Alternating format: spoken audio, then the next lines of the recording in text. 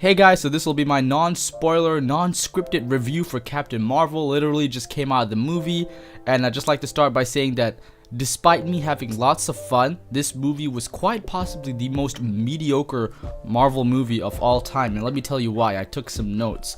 I'd just like to say, first and foremost, I thought Brie Larson was a very fun and relatable Captain Marvel. I don't want to spoil too much, but there's this one scene, I think it was in the trailers, where a Skrull screams at her and she just screams back. And that was the one moment I thought, yep, this character is a pretty fun character. I think I look forward to seeing more Captain Marvel. So, Brie Larson was great. She had a really good chemistry with Sam Jackson. And it was a little bit of a buddy comedy between them, so those scenes were always good. It was so much fun to see the banter between her and Nick Fury in this movie, and her friendship with Maria Rambeau. But aside from that, there weren't any actual real villains in this movie. I mean, you really didn't expect Captain Marvel to lose at any time, so this is going to be the start of all the bad parts of the movie. The first act was amazing. I was having an absolute blast with the first act. Some people will say it's slow, but I thought the first and second acts for the movie were great, and but however, I did have a few issues with the retcons they did for the MCU, the few comic changes. But otherwise, the comedy between Jackson and Larson was carrying the first half of the movie. The third act of the movie, however, strikes the movie down to a level of complete mediocrity.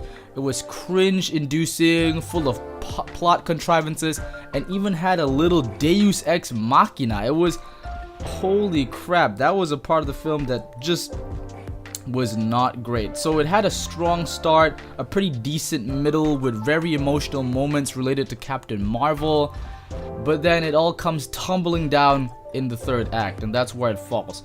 So if I were to say the positives for the movie, it would be, it's had a solid first act, it had a solid second act, it had amazing chemistry between Larson and Jackson, and Ben Mendelsohn was actually great as Talos. There was quite a decent spin on the Skrulls and the Kree and Star Force.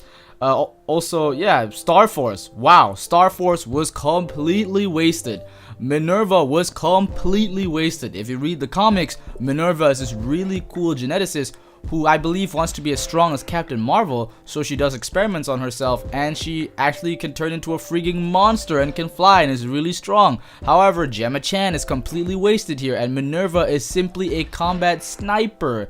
Yikes. Not for a moment do you believe that any of the characters in this movie, any of the villains I mean, could actually defeat Captain Marvel in combat, because she's so freaking powerful, and there are just so many things that happen without any explanation to the convenience of the plot, which really takes me out of the movie, which is pretty sad, because I swear to God, I was having tons of fun on the first half with Captain Marvel first coming to Earth. There was a bit of a fish out of water situation, when she meets Nicholas Fury for the first time, and them getting to know each other more, and her uncovering the pieces of her past. But there's always a little bit of a disconnect with doing this kind of story. It's a bit like a movie I once watched. I think it was The Bourne Identity.